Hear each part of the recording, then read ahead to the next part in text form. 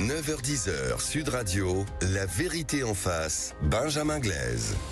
Sud Radio, la vérité en face, c'est cette question. Désormais, faut-il faire payer l'entrée à Notre-Dame de Paris? Vous avez un avis, vous voulez nous donner votre avis? 0826 300 300. On le rappelle, Rachida Dati qui a surpris un peu tout le monde en proposant un ticket d'entrée de 5 € à la cathédrale. Tarif qui ne serait appliqué qu'aux touristes, non aux paroissiens. 75 millions d'euros pourraient être ainsi collectés pour financer un grand plan de sauvegarde du patrimoine religieux. Faire payer l'entrée à Notre-Dame, c'est non pour le diocèse de Paris. Mais hier, dans la tribune du dimanche, Rachida Dati a fait savoir qu'elle ne reculera pas. Dans un instant, je reçois le directeur général de la Fondation du patrimoine, mais d'abord j'accueille un proche de Rachida Dati. Bonjour Aurélien Véron. Bonjour. Et merci d'être avec nous ce matin sur Sud Radio. Vous êtes élu au Conseil de Paris au sein du groupe Changer Paris, groupe qui a été présidé par Rachida Dati jusqu'à son départ pour... Elle est toujours. D'accord, c'est important. C'est important, voilà, de le préciser. Vous confirmez, Aurélien Véron, Rachida Dati veut aller jusqu'au bout de son idée, elle ne reculera pas? Je crois que Rachida Dati a une ambition patrimoniale très forte. Une ambition patrimoniale qui concerne toute la France et pas seulement Paris. Paris, évidemment, elle a d'ailleurs des propositions qu'on ne va pas évoquer ici de préservation de quartiers et d'endroits qui sont historiques, mais sur les églises notamment. Les églises appartiennent depuis la loi de 1905 aux municipalités et beaucoup d'églises en France qui sont très belles sont abandonnées parce que le coût de l'entretien est trop élevé.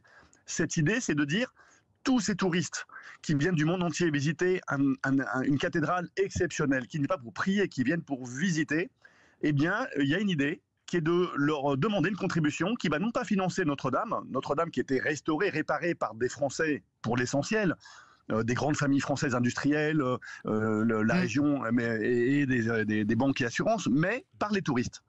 Ça veut dire que les pèlerins, les fidèles, les gens qui viennent prier auront une queue réservée pour aller dans les chapelles prier librement, comme aujourd'hui. En revanche, les 30 à 50 000 touristes qui tous les jours font la queue pour rentrer et prendre des selfies à l'intérieur de la cathédrale, contribueront par une modeste somme, 5 €, à l'entretien de toutes les églises de France. Donc cet argent sera exclusivement redistribué aux églises en mauvais état qui ont besoin de cet argent. Alors, vous avez entendu l'archevêque de Paris qui n'est pas d'accord avec cela. La cathédrale doit rester, dit-il, un lieu d'accueil gratuit, un refuge. Comment Rachida Dati compte s'y prendre pour aller au-delà de ces critiques? Puisque Notre-Dame de Paris appartient à l'État, est-ce que Rachida Dati peut passer outre cet avis? Un dialogue doit s'établir entre le diocèse et puis le ministère de la Culture. Je rappelle que la cathédrale appartient à l'État, même si son usage est religieux, et heureusement qu'il est préservé sur le plan religieux. Encore une fois, tous les pèlerins, tous les fidèles, les offices seront libres d'accès parce que c'est un établissement religieux. Mais les 30 à 50 000 touristes quotidiens ne viennent pas du tout pour ça. Et je ne vois pas pourquoi ils bénéficieraient d'une gratuité alors qu'en Europe entière, des établissements, même si c'est exceptionnel, mais la cathédrale Notre-Dame de Paris est exceptionnelle, ne contribueraient pas, encore une fois, à l'entretien des églises de France qui en ont besoin. Donc il ne s'agit pas de faire payer tout le monde, il s'agit de faire payer ceux qui viennent en touristes, faire la visite de cette cathédrale sur leur chemin. Ils vont faire le Louvre, la Tour Eiffel, la cathédrale. La cathédrale prendra sa petite contribution pour aider toutes les églises de France. Et je pense que beaucoup de curés en France attendent une aide qui ne soit pas une aide fiscale, parce qu'encore une fois, l'État n'a plus les moyens d'aider malheureusement le patrimoine de toutes ces églises dispersées en France, abîmées. Je pense que justement ce billet, c'est une contribution quasiment volontaire parce que les gens peuvent rentrer ou pas rentrer, mais en tout cas, comme le Duomo à Milan, comme beaucoup d'institutions en Europe, la basilique de Sagrada Familia à Barcelone, beaucoup d'établissements à Venise, à Florence, beaucoup d'églises sont payantes quand elles sont très touristiques. Cet argent sert aux rénovations et aujourd'hui, les églises françaises ont besoin de cette rénovation, ont besoin de cet argent pour se remettre en état. Rachida Dati parle d'une expérimentation, réouverture de Notre-Dame de Paris au public le 8 décembre. Est-ce qu'on peut envisager que ça soit mis en place, ce billet à 5 € dès la réouverture de Notre-Dame? J'espère qu'encore une fois, avec le diocèse de Paris, une entente va être trouvée rapidement sur les modalités pour, encore une fois, offrir la gratuité à ceux qui viennent prier, qui viennent se recueillir, à tous les catholiques qui veulent avoir cet accès à ces cathédrales. Mais encore une fois, il s'agit de bien distinguer ceux qui viennent prier.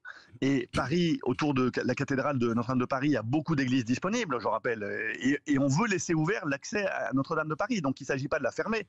En revanche, les visiteurs touristiques qui ne viennent pas pour prier contribueront. Donc je pense que si un accord est vite trouvé sur ces modalités qui défendent et protègent les fidèles, les pèlerins et les autres catholiques qui veulent rentrer gratuitement, on peut tout à fait envisager le démarrage à l'ouverture. Surtout qu'après les 5 années d'absence de Notre-Dame, après cet incendie dramatique et la réparation, beaucoup de touristes vont vouloir venir faire leur selfie à Notre-Dame. Eh bien, quand on vient faire un selfie à Notre-Dame, c'est pas illégitime d'exiger une petite contribution pour réparer les églises qui, elles, n'ont pas le droit à ce flux de touristes majeur. Objectif donc le 8 décembre. Merci Aurélien Véron d'avoir été avec nous ce matin sur Sud Radio, élu au Conseil de Paris au sein du groupe Changer Paris, donc présidé par Rachida Dati. Merci et très bonne journée à vous. On continue la discussion avec le directeur général de la Fondation du Patrimoine qui est avec nous. Je vous le disais, bonjour Alexandre Juglaris. Bonjour. Et merci d'être avec nous. Soyez le bienvenu. Faire payer comme ça l'entrée à Notre-Dame de Paris, c'est une bonne idée ou une fausse bonne idée selon vous ? Je pense que la ministre a bien fait d'ouvrir ce débat en lançant cette proposition parce que on est face à un mur de financement, de besoin de financement pour le patrimoine religieux des villages, des petites communes françaises. Et cette proposition, c'est une forme de financement innovant en faisant participer les touristes au financement des projets de restauration. Je vais vous donner un chiffre précis pour savoir de quoi on parle, parce que c'est important d'avoir des ordres de grandeur. Aujourd'hui, à la Fondation du Patrimoine, vous savez, nous, notre mission, notre vocation, c'est de collecter des dons, c'est de lever du mécénat d'entreprise pour restaurer le patrimoine partout en France, en particulier dans les territoires ruraux. Aujourd'hui, on a 1604 collectes de dons qui concernent le patrimoine religieux. Chacun de vos auditeurs, là, tout de suite, peut faire un don s'il le souhaite. 1604 collectes, ça représente 763 millions d'euros de besoins de financement. Alors, on peut évidemment réfléchir, parler des différentes sources de financement. Je précise, là, Rachida Dati a estimé justement cette manne financière grâce à cette entrée payante à 75 millions d'euros. Vous nous dites 763 millions d'euros nécessaires ? On en est loin du coup. On en est loin, mais c'est une source complémentaire de financement. Les collectivités continueront de participer, l'État, évidemment la Fondation du Patrimoine à travers ses collectes de dons peut participer et va continuer de le faire, mais c'est un financement innovant qui en plus est basé sur des flux touristiques, donc c'est quand même une ressource intéressante, c'est-à-dire qu'on fait participer les gens qui viennent profiter du patrimoine. On sait que le tourisme en France est une activité économique absolument essentielle, on sait aussi que les touristes viennent pour le patrimoine, les faire participer, les faire contribuer à l'entretien de ce patrimoine, ça me paraît une mesure de bon sens. Et donc avec cette idée que ça puisse aider justement à l'entretien, à la rénovation d'églises qui pour certaines sont en péril, vous l'avez dit, ça représente quand même une partie non négligeable de nos églises. Oui, aujourd'hui vous avez 500 églises qui sont fermées au public pour des raisons de sécurité et vous en avez 5000 qui sont menacées. Donc sur 50 000 à peu près. Sur 50 000. Donc l'ordre de grandeur est de 10%. Mais c'est un phénomène qui s'accélère parce qu'on sait qu'un certain nombre de ces édifices sont de plus en plus souvent fermés et un bâtiment fermé, c'est un bâtiment qui se dégrade plus vite. Donc il faut se donner les moyens de conserver, restaurer, préserver ce patrimoine pour le transmettre aux générations futures. C'est ça notre vocation à tous. Ça veut dire qu'on n'a pas ouvert les yeux sur cette réalité que les pouvoirs publics ont trop fait la sourde oreille à ce constat d'une dégradation, mais c'est pas nouveau, dégradation de ces nombreuses églises. Non, je dirais que la dégradation, elle s'accélère, parce que vous avez aussi un phénomène cumulatif, c'est le dérèglement climatique, qui abîme aussi les édifices patrimoniaux. Les églises sont de plus en plus souvent fermées ou de moins en moins ouvertes sur des plages longues, et donc ça s'accélère. Maintenant, soit on déplore, soit on se retrousse les manches et on se dit qu'est-ce qu'on peut faire. En l'occurrence, apporter une source de financement nouvelle, comme par exemple a été le loto du patrimoine que nous opérons à la Fondation avec Stéphane Bern. Il y a quelques années, on disait non, on va pas faire un loto du patrimoine, c'est pas forcément une bonne idée, il ne faut pas. Bon, cette mesure aujourd'hui, elle est extrêmement populaire et personne ne va la remettre en cause. Je pense que réfléchir à des financements innovants comme le propose la ministre, ça nécessite d'être débattu et si possible rapidement. Un fonds qui pourrait être géré par la Fondation du Patrimoine, par votre fondation ? Sur le principe, oui, c'est notre vocation d'essayer de gérer ce type de financement. Surtout de s'assurer, puisque c'est ça notre mission première, de collecter des fonds, mais de s'assurer qu'ils sont reversés aux porteurs de projets, c'est-à-dire aux collectivités en l'occurrence, qui sont propriétaires de ces édifices, de s'assurer que les travaux sont réalisés convenablement, et effectivement on reverse les sommes une fois que les travaux ont été engagés de manière assez rigoureuse, parce que c'est ça notre mission, c'est de faire attention à l'utilisation de ces fonds. Vous avez été consulté ou pas par Rachida Dati en amont de Alors nous n'avons pas été consultés, mais c'est une proposition qui effectivement existe depuis quelques temps, parce que Monsieur Véron l'évoquait, mais il y a un certain nombre de grands édifices patrimoniaux religieux un peu partout en Europe où il y a effectivement une demande de financement. On fait payer l'entrée, Westminster, la Sagrada Familia et que sais-je. Sachant d'ailleurs que dans le débat qui concerne Notre-Dame de Paris, il faut quand même rappeler qu'aujourd'hui, des visiteurs paient déjà pour visiter les tours ou pour visiter le trésor de Notre-Dame, en tout cas avant évidemment l'incendie. Donc le principe de faire participer, de faire payer, il existe déjà à Notre-Dame de Paris. Maintenant, est-ce qu'on ne profiterait pas de ces flux touristiques qui vont en plus être très importants avec la réouverture au mois de décembre pour générer des ressources nouvelles, pour financer le patrimoine religieux partout en France, en particulier dans les territoires ruraux où les besoins sont importants, où il y a moins d'argent, moins de contributions. Donc c'est un peu une mesure de solidarité territoriale qui peut être inventée avec ça. Et ben justement, vous habitez quelque part dans une commune où votre église est en péril. Est-ce que pour vous, cette possibilité de faire payer 5 € à l'entrée Notre-Dame de Paris pour les touristes, est-ce que ce serait une bonne solution selon vous? Qu'en pensez-vous? 0826 300 300. On vous retrouve dans un instant. Alexandre Juglaris, je rappelle que vous êtes directeur général de la Fondation du Patrimoine. À tout de suite. 9h-10h, Sud Radio, la vérité en face, Benjamin Glaise. Et on est en plein milieu des vacances de la Toussaint, on s'interroge, on se questionne sur notre patrimoine en péril, nos églises également, en revenant notamment sur cette proposition de Rachida Dati de faire payer le droit à l'entrée pour les touristes à Notre-Dame de Paris, à 5 €. On continue d'en parler avec le directeur général de la Fondation du Patrimoine, Alexandre Juglaris, vous êtes toujours avec nous. On va au standard avant de vous entendre de nouveau, 0826 300 300, on est avec Claudine qui nous appelle de Niort. Bonjour Claudine. Oui, bonjour Benjamin Glaise, bonjour à tous. Et bienvenue sur Sud Radio. Alors ça vous fait réagir. Je ne sais pas si vous êtes de Niort, vous avez déjà été à Notre-Dame de Paris pour visiter la cathédrale? Oui, ça remonte à quelques années. Puis j'ai habité Paris pendant quelques années aussi, donc je connais assez bien. Je suis très partagée sur le sujet. Je pense qu'on pourrait avoir des coupes franches bien ailleurs pour récupérer cet argent avant de faire payer les paroissiens ou même les visiteurs.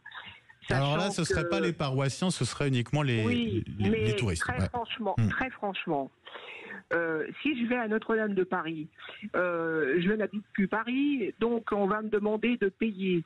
Or, moi, j'y vais peut-être que pour prier, en fait, dans la journée. Vous voyez, je passe devant, je me dis, tiens, je vais aller prier, faire une prière, brûler 2 cierges à Notre-Dame, et là, je suis obligée de payer, alors que quelque part, je suis venue pour prier, non pas pour visiter.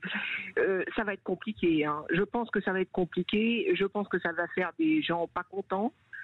Je suis pas sûre que ça soit le bon moment pour rendre les gens encore un peu plus pas contents. Vous voyez, je suis pas sûre.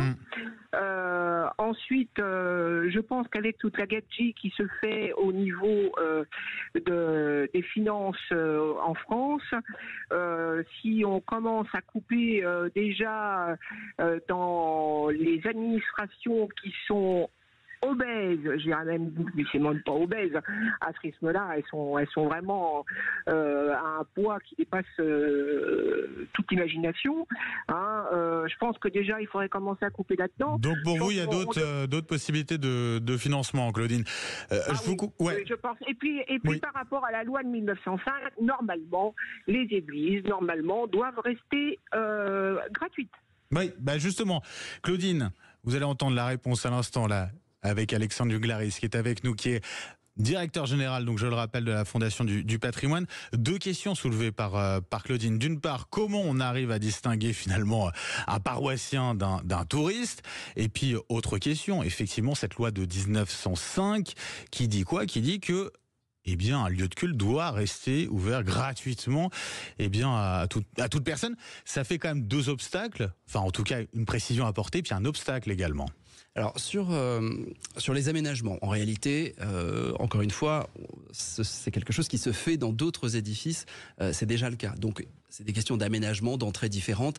C'est pas très compliqué. Il y a un certain nombre de portes latérales ou sur le parvis à Notre-Dame qui permettraient d'organiser ça. Donc dans le fond, c'est une question d'aménagement, bien sûr, mais c'est possible. Ce qui est important et qui est soulevé par votre auditrice, c'est effectivement la question du maintien de la gratuité pour les croyants. Ça, c'est un principe qui ne sera pas remis en cause. La ministre a été très claire et heureusement, il n'est pas question de faire payer les croyants qui viennent prier.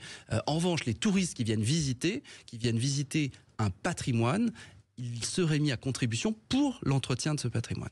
Maintenant, la question, c'est est-ce qu'on peut, avec la loi de 1905, est-ce que c'est possible? La réponse est oui, et je vous l'ai dit d'ailleurs tout à l'heure avec la visite des tours de Notre-Dame et du Trésor, on peut faire payer quand il y a un aménagement spécifique. Il y a des aménagements possibles. Exactement. Quand il y a un aménagement à l'intérieur d'un édifice pour tel ou tel schéma de visite, on peut faire payer.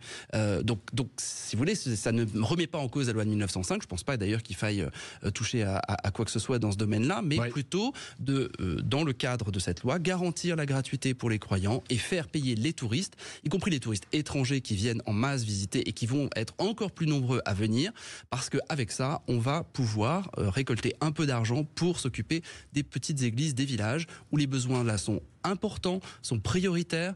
Ce patrimoine, il se dégrade de plus en plus vite, de manière de plus en plus importante. Et si on, j'ai l'impression qu'on s'en aperçoit là que depuis quelques années que ce patrimoine, il est en train de se détériorer. Il y a une prise de conscience collective utile. Je pense que Stéphane Bern y a contribué de manière importante en popularisant la cause à travers évidemment le loto du patrimoine. D'ailleurs, les jeux de grattage sont en vente. Hein. Si vous voulez participer et aider le patrimoine, vous pouvez aller acheter des tickets du loto du patrimoine.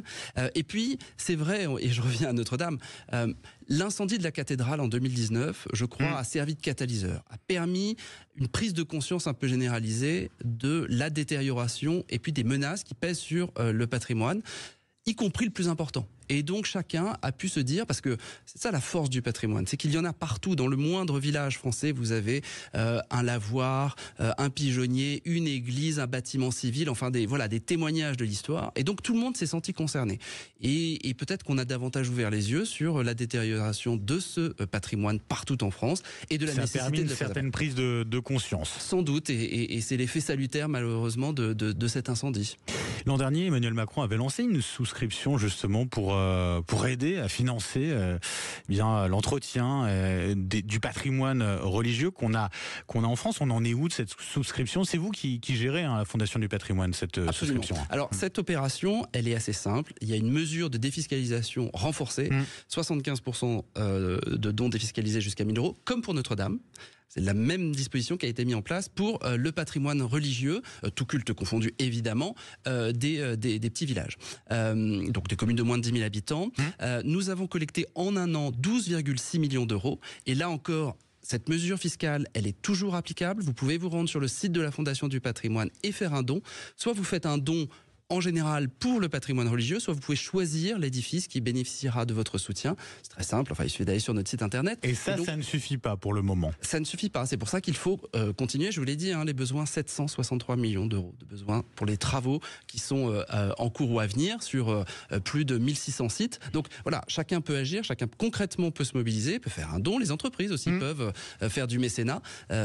C'est une mobilisation générale à laquelle il faut se livrer, parce que sinon, ce patrimoine, il peut disparaître, on le sait, et donc il faut aller vite. On parle du patrimoine religieux, on parle des églises, on n'a pas parlé des mosquées ou des synagogues. Est-ce qu'on a des mosquées, des synagogues qui sont aujourd'hui en péril, on va le dire, et puis qui ont besoin de financement? Alors vous avez des temples et des synagogues qui sont en péril dans le territoire métropolitain. Vous avez outre-mer des mosquées qui sont anciennes, parce que le critère important c'est celui du patrimoine, donc il faut quand même des bâtiments qui soient anciens, et vous en avez outre-mer, mais c'est évidemment la Fondation du patrimoine. Nous on soutient l'ensemble des édifices religieux, même s'il y a une histoire particulière en France qui est liée au culte catholique, et donc la très grande masse des édifices qui ont besoin d'aide sont des églises catholiques situées dans les communes rurales. Et on verra donc 8 décembre, réouverture au public de Notre-Dame de Paris. On verra s'il faut payer l'entrée 5 €, on verra cela très rapidement. Un grand merci Alexandre Djugladis d'avoir été avec nous ce matin sur Sud Radio dans La Vérité en face. Je rappelle, vous êtes le directeur général de la Fondation du patrimoine. Allez, dans un instant, bientôt 10 h. Valérie Expert, Gilles Gansman, Sud Radio, média, leur invité ce matin, Bernard Mabille. Bonne journée à tous. Sud Radio.